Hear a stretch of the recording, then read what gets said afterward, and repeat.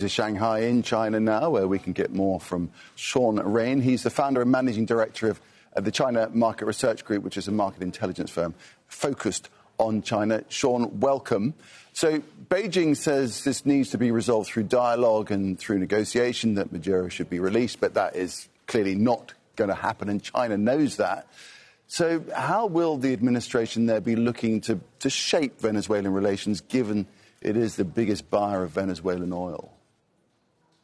It's good to be here, Nick. I think China has said very strong condemnation of the United States, and they're working with other Latin American and Caribbean countries to say this isn't right. This sets a very dangerous precedent, not just in Latin America, but also throughout the world. What if a president doesn't like what President Trump wants? Does that mean the United States can just kidnap and hold hostage the president, plunder the natural resources? You know, again, Venezuela has the largest oil reserves in the world. So it's clear that this is about oil, that this is about power. This is about a Trump replacing the Monroe Doctrine with the Trump Doctrine to say that the United States is the only player that has the right to decide what's going to happen in its hemisphere. It's a very dangerous precedent. Now, what is China going to do? There's not a lot of things that China can do, frankly. It doesn't have the military power. It only has 2 military bases outside of the United States, while America has 800. Historically, China is not warlike. They have not shot a single bullet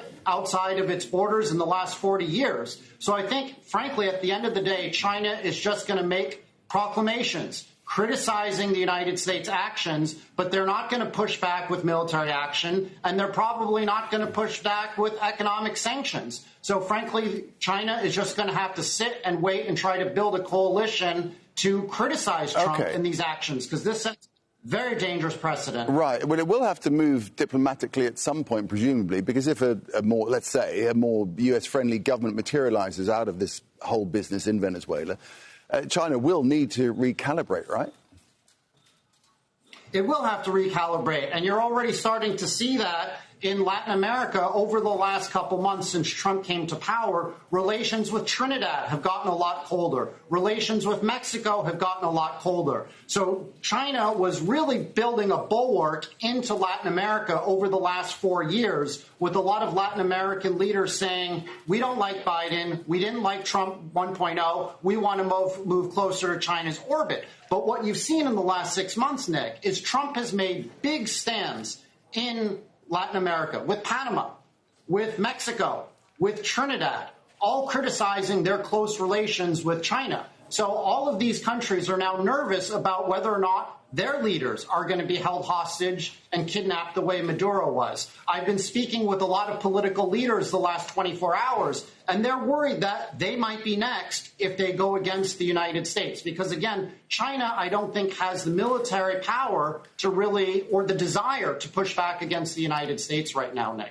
All right, and what about this one? There are a lot of lines drawn from this to Taiwan. Does this event, you think, make any difference in China's approach to Taiwan?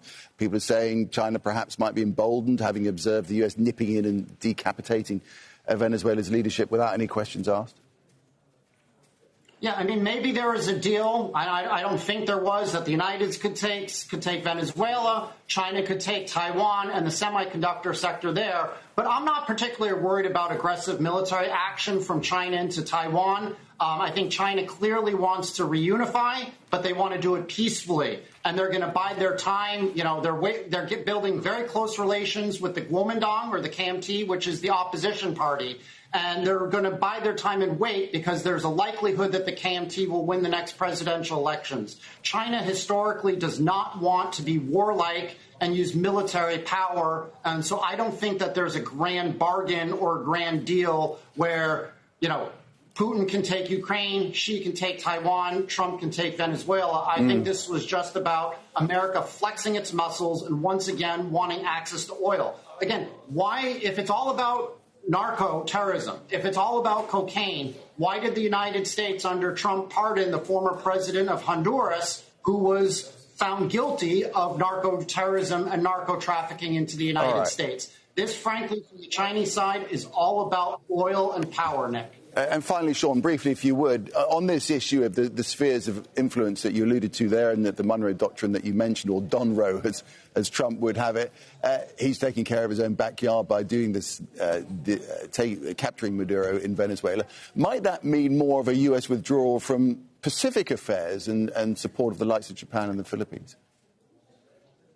Yeah, I think the United States doesn't have the finances. We've got $39 trillion in debt to make a big move militarily in Asia. But I think they're going to continue by selling arms. They just sold $11 billion to Taiwan. They're talking with Bongbong Marcos, the president of the Philippines, about opening more military bases. Frankly, if I was Denmark right now, I would be nervous, because I think it's clear that Trump will want to take Greenland for the rare earth deposits that are in Greenland.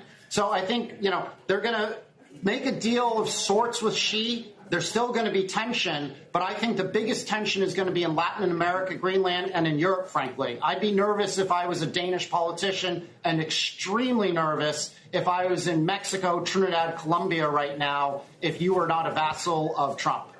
Good to get your perspective there, Shaun. Thanks very much for that. That's Shaun Rein speaking to us there from Shanghai. Thank you.